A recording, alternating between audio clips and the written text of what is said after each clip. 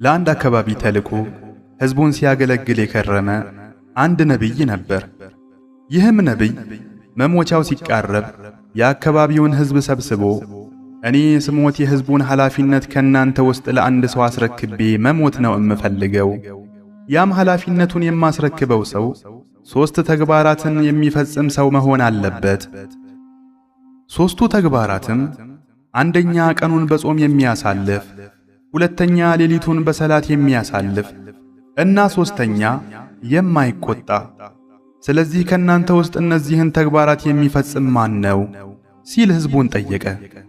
ሁሉም ዝም አለ። ነገር ግን ዙልኪፍል ዓለይሂ ሰላም እጁን አውጥቶ እኔ አለ። ያ ነቢይም ኃላፊነቱን ለዙልኪፍል አስረክቦ ዱንያን ተሰናበተ። ዙልኪፍልም ሀገሪቱን በፍትህ ይመራት ጀመር። ከዕለታት አንድ ቀን ኢብሊስ ዙልኪፍልን በስህተት ሊጥለው ፈልጎ ሸይጣኖችን ሰብስቦ እያንዳንዳችሁ ዙልኪፍልን በስህተት የመጣል ግዴታ አድርጌባችኋለሁ በማለት አዘዛቸው።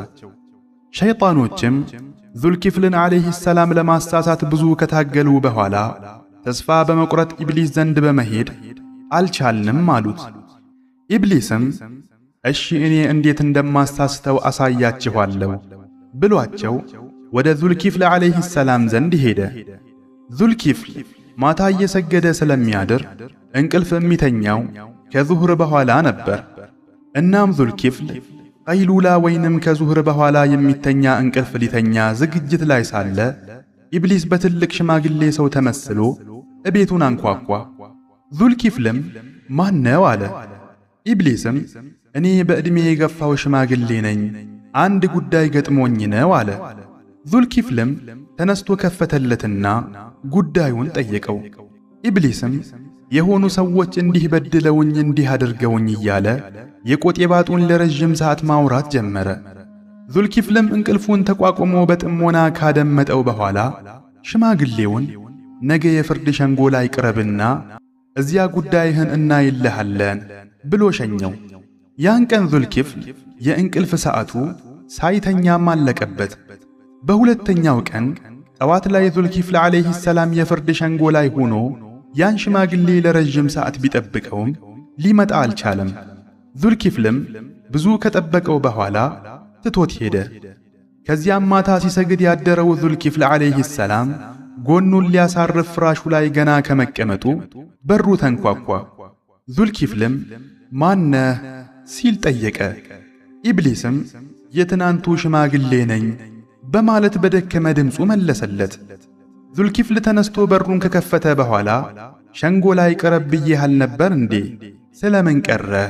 በማለት ጠየቀው። ኢብሊስም እጅግ በጣም መጥፎ ሰዎች ናቸው፣ የበደሉኝም በደል ላንተ ነግሬ ሸንጎ ላይ ጉዳያችንን እንደምታይ ሲሰሙ ሐቅህን እንሰጥሃለን አሉኝ። ከዚያም ሸንጎ ሲያልቅ ከለከሉኝ አለው። ዙልኪፍልም በለንግዲህ አሁን ሂድና ነገ ሸንጎ ላይ ግን እንዳትቀር ብሎ ሸኘውና የዛሬዋንም እንቅልፍ መስዋዕት አደረገ። በማግስቱ ዙልኪፍል ሸንጎ ላይ ይህን ሽማግሌ ቢጠብቀው ሊመጣለት አልቻለም። የቀኑን ሸንጎ ካጠናቀቀ በኋላ ሌሊት ሲሰግድ ያደረውንና ከ2 ቀን አንስቶ እረፍት ያጣውን ወገቡን ሊያሳርፍ ከቤቱ ገባ። ለዘበኞችም ማንም ሰው ቢመጣ እንቅልፌን ሳልጨርስ በሩን እንዳያንኳኳ ብሎ ክፍሉን ዘግቶ ተኛ። ልክ ዙልኪፍል እንደተኛውም ሽማግሌው ብቅ አለና ሊያንኳኳ ሲል ዘበኞች ከለከሉት። ኢብሊስም አይ እኔ ትናንት መጥቼ ጉዳይን ነግሬዋለሁ፣ አሁን ቀጥሮኝ ነው የመጣሁት አላቸው።